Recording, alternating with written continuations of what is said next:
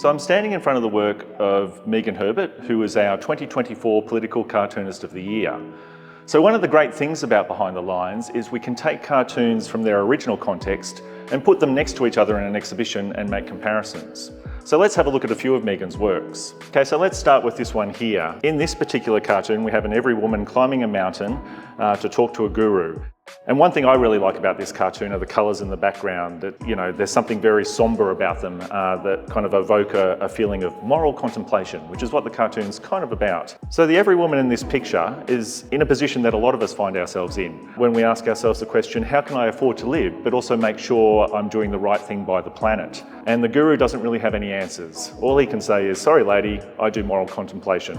You need decent legislation. These issues are ones that Megan approaches in some of her other works, like this one up here. Megan has the policy generating science translator, which conjures up the kind of robots that we used to see in 1950s and 60s films and TV. You can almost hear the bleeps and bloops from here. So on the left we have scientists with a backdrop of red to signify the alarming news they have to convey, saying things like climate change is real and happening now. And the translator is turning it into the following language, which is everything is fine, abandon emissions targets, ditch the Paris Agreement. You'll remember back to the cartoon that we saw at the beginning, where Megan's every woman was faced with the choice between how do I afford to live and how do I look after the planet.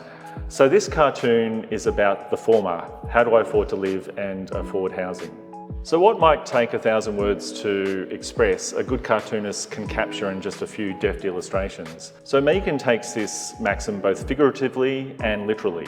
Megan turns a politician's platitudes into a picture that shows the inadequacy of words.